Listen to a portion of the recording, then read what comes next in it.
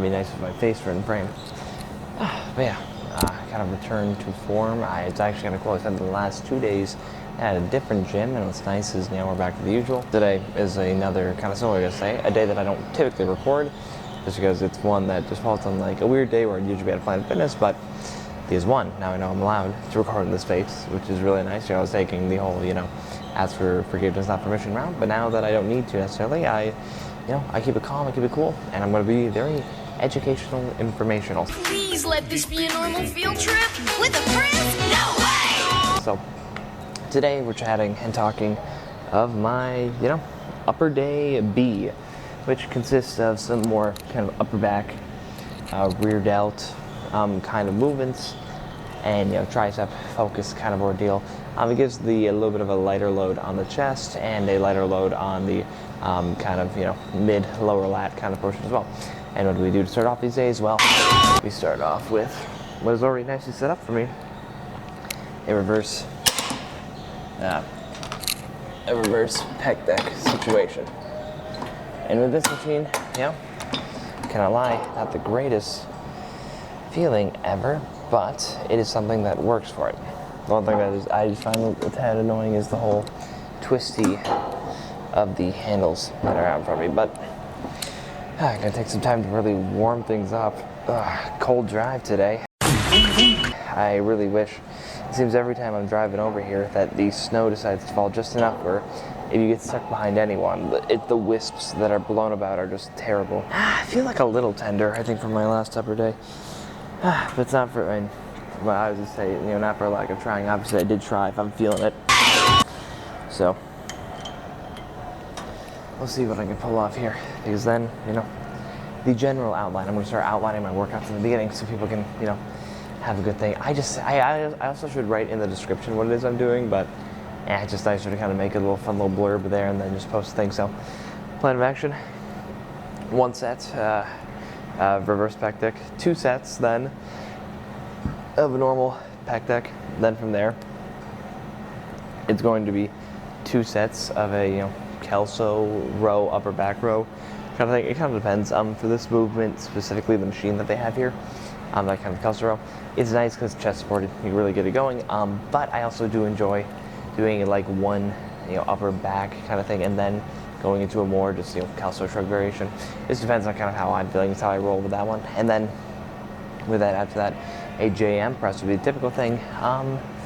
But because I don't have a Smith machine, it'll either be kind of your kind of straight bar press down, or they have a tricep extension machine over on the other side of the room.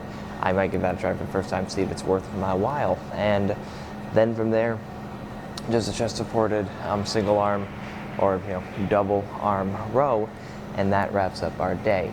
So pretty simple, very to the point. It's a very heavily, chill upper day in comparison to most. With a friend? No! Just because usually there's one move and then I'm like, oh God, we got this today. And Kelso shrugs can be like that. First things first, make sure your arms are straight. You can't have low curve. Obviously the main motion of any kind of rear delt thing is going to be bringing your arm from here to here. The rear delt contracting, pulling that muscle, that's that for you. So just be careful, especially because it is an area, shoulder mobility and stuff that can be a little bit messed up. I've messed it up a little bit by trying to go a little too heavy. So this is one of the ones I recommend, especially at the beginning. Take it lighter, work your way up to it, and once your body can handle it, then, try to go as hard as you can, like I'm about to do right now. Okay. Alrighty, we're gonna jump up to 250.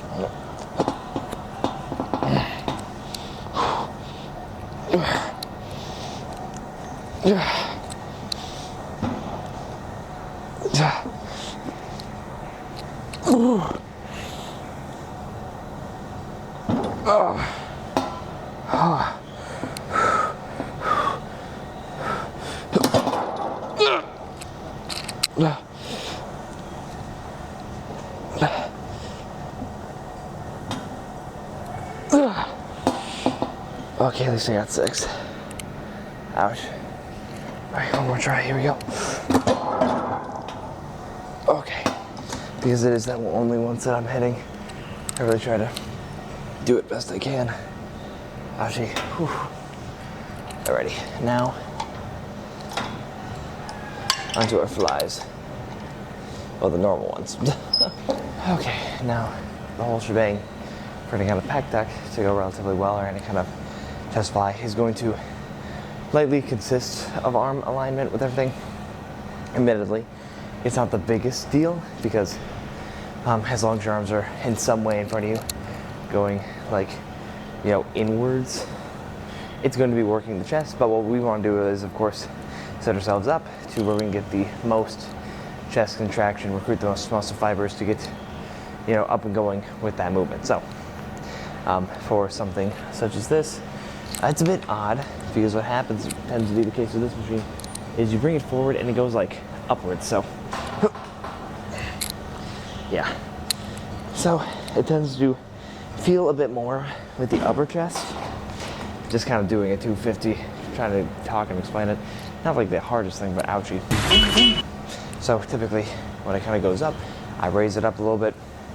Just because movements such as this, I like to really hit, or like feel as if I'm targeting the mid-chest a bit more. Because admittedly, when you're hitting your chest, everything kind of gets involved in one way or another. At least as EMG data showed us. So the big thing there is just when I only have one chest movement in a day, I just want it to be more or less the best singular chest movement it can be.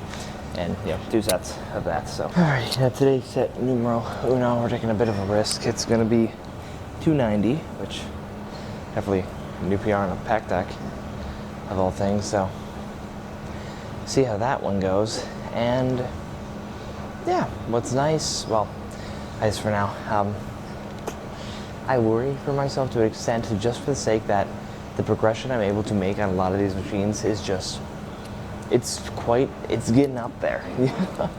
The amount of weight I can bump per week is anywhere from like 5 to 10 pounds, which, for a lot of people it's like, oh, that's not a terribly large amount. But for compound movements, like, you hit a certain point, like for example, if I started with this machine, I'm at like 130. To get up to this 290 would only have taken me, if I were to hit, let's say 10, an add of 10 pounds per week, that's 16 weeks. That's not even like a full, cut. Well, actually, it would be like a full cut. But it's not even like full bodybuilding prep. It's not even like a full off season for me. So, we gotta work on that as we do. Possibly, might have to be more of a contraction-oriented fella here soon or something, because I don't know. A lot of different machines are just kind of reaching the end of their rope in the nicest way possible. Okay.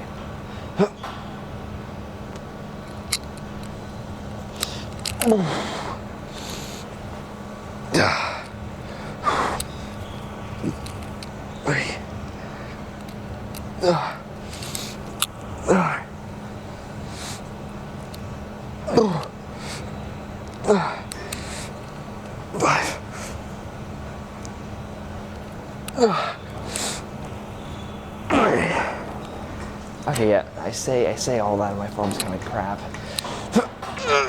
Okay. Seatbelts, everyone! Ouch. Okay, next set, definitely gonna lower it a little bit and a little better. That one felt fun. Ready? 20 pounds lighter, but you're gonna go even harder and have those be better reps than last time. Whew.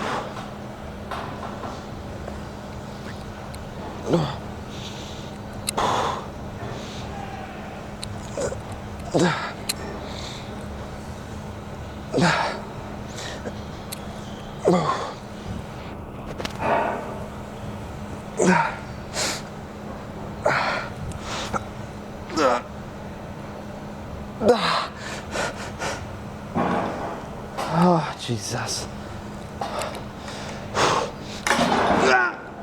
Nope.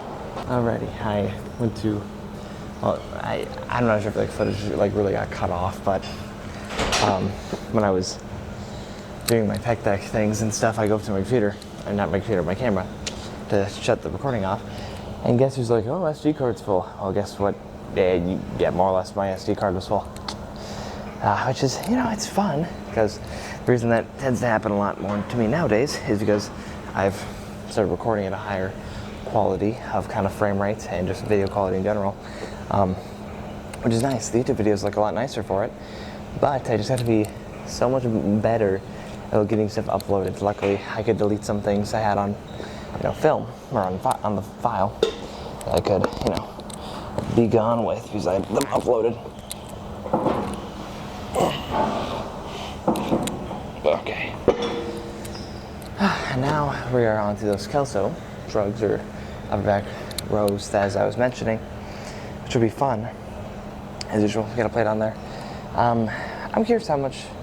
I've been kind of working with the plate for a little bit. I should be able to bump up soon, but just because my gym pin has been like a little bendy, even though it's only like a plate I've been putting on it, I don't know. Don't really want to risk it. The machine obviously can hold the stuff, so it's all a matter of just like my own personal equipment that I'm dealing with it. But we're gonna set up the camera a little better for the angles of it, and yeah, just show one how to do upper back Kelso shrug row thing, to get the most out of the least per se. And this set will be brought to you by Kenny Loggins, because when in the gym, why not frickin' bump Kenny Loggins? That's the real question. Specifically, Nobody's Fool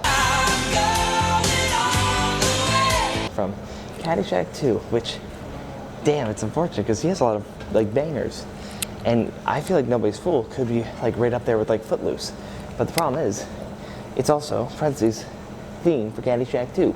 Who the hell here has seen Caddyshack 2? Not me. So that might just be a personal thing, but to each their own. Okay.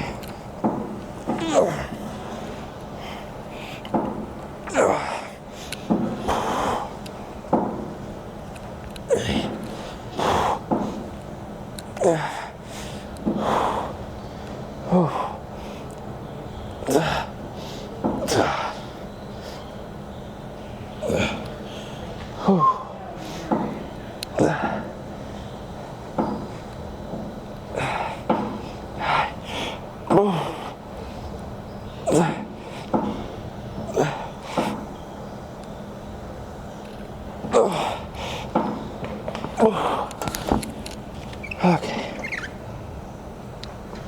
Oh, and that there was upper back rows. Super excited with Kelso shrugs. Which, the reason why I do the upper back one is because it might be the contraction, it might be the exact same mechanics, but I find I typically get less reps. And admittedly, once again, I don't feel like it's also annoying the kind of setup I need, or the setup this machine has in order to get plates on my pen. It would just be a pain in my butt and they'd probably slip off. So this is going to be a higher rep amount. Probably for this movement, I'm unfortunately going to have to switch to something else possibly. Maybe more or less a kind of some kind of barbell movement, possibly free weight for this thing. Or I might just need to find a new gym or reorganize my whole setup because I don't really know how much is feasible Kelso-wise at a location such as this. But that's it. Get done what needs to get done, and that's the beauty of rec centers, Now time for set numero dos, but obviously things are showing. So we're just going to get this one back shot, hopefully, just so the witnessing of the kind of upper back contraction can happen. I really, if you're watching this with intent to learn, keep an eye on my arm path. I do my best. I might falter. I don't really know, but we want to keep our arms here to here.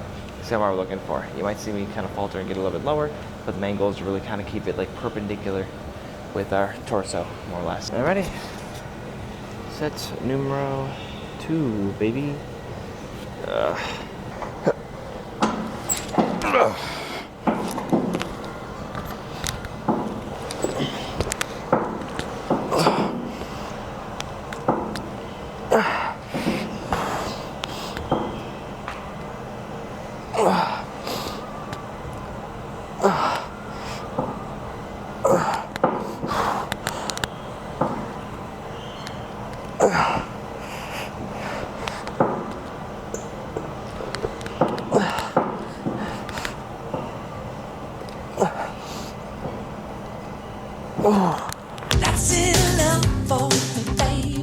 what you call trying to actually do form better, because you know the camera's on it. That's why way less happened. I actually shrunk down in order to make sure my upper back was propagating upper back, and yeah.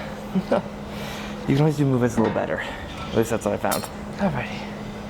Now try to find a jam variation. Alright, and now we're trying a contraption that I saw on TikTok, in which, opposed to like, you know, normal jam press thing, is to use a chest press machine. The big problem here, though, obviously, is that this sucker kind of moves back and forth. So to get the most stable kind of thing, opposed to kind of having my arms closer, which I would normally have for a jam press.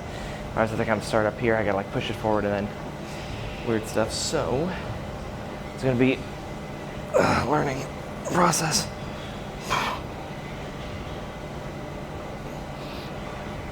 It works pretty similarly, though, as far as steel goes, though. We are going to give the good old college try.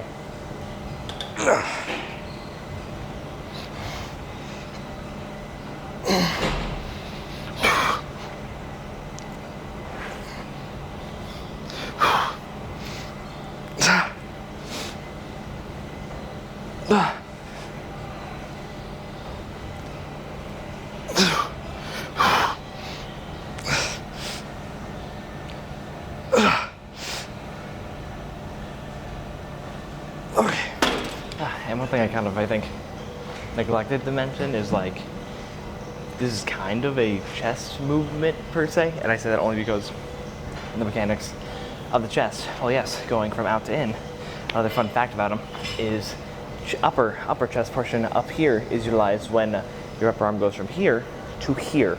So when we're doing this kind of jam press kind of motion, this pressing motion, as we notice, I push my arms out, and as we kind of push out, contracting the tricep and all that stuff and getting our arm to straighten, what ends up happening from side profile is that upper arm goes up. So it's not like the most ever upper chest stimulus. I would not consider this a upper chest focused exercise. However, in comparison to other things, such as what I mentioned, my tricep pushdowns, it's going to work our upper chest more so than movements like that, which the other week when I kind of substituted a push down kind of instead of the tricep thing, I neglected then that upper part of the chest, and I'm realizing as the mechanics and stuff to come back to me, that was a little bit of a mistake I made. But that's why we live and we learn, and that's why this machine overall works fairly well. What we end up also seeing is, well, what I found out the last set, this works way better than I thought it would.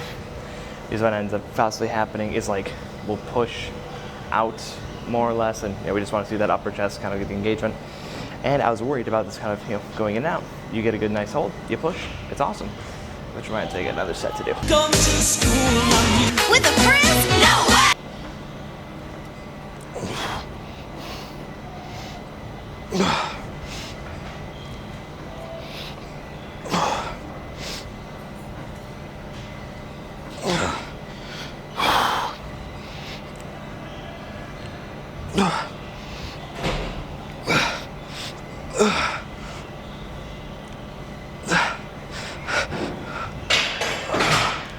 Oh, golly.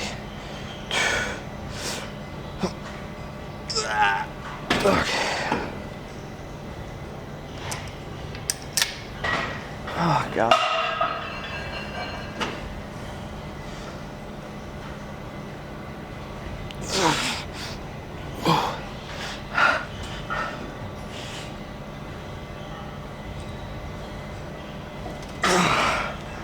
Okay. That's that. Now, I think a back row, I'm pretty sure. I kind of can remember I kind of had ready. And final movement, which was not supposed to be the final movement, after rechecking my program. Upper back, well, not upper back, but just a single arm, chest supported row. Lat bias. Opposed upper chest. I know upper back focus. So that's really simple. We snag and pull. Just gonna make sure. Oh, that's a little too heavy right now. Essentially, we're just simply snatching, and very self-explanatory, grabbing and rowing, which will be easy enough. Might be able to bump up a little bit more than what I got right now. And then just doing that for simply both the left and the right arm. And that's really all there is for the day. Then find some place to get a pose down, dim-a-done, And yeah, very quick and to the point kind of day today, which is wonderful. Because admittedly, that's what I was hoping for. Mainly because, one, the SD card being full. Also, these last couple videos I think have been, they're going to be pushing like the 30 to 50 minute mark, and well, those are fun. You know, the 20-minute ones are probably my personal favorite to edit just because they're so much quicker to get out, and I have other things to do, so, you know, live is life and such. Although it would be fun to get a, you know, a whole, like, you know, maybe 3 videos out a week would be cool, but right now I got a video every 3rd day kind of setup, which has been working very well, just for the sake of having a nice backlog. Recording this February 2nd probably won't be out till like February 20-something, which works for me. Allows me some time. All right.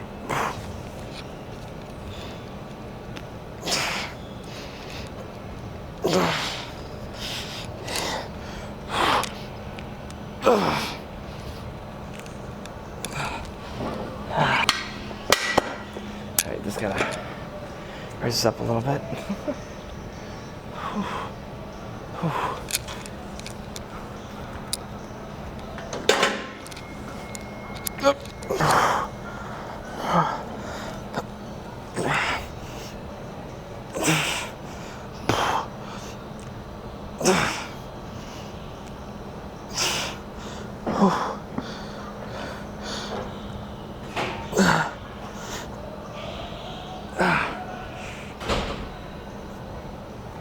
Okay.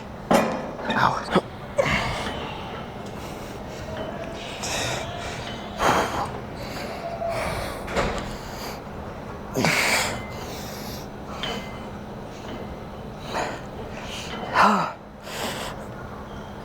Okay.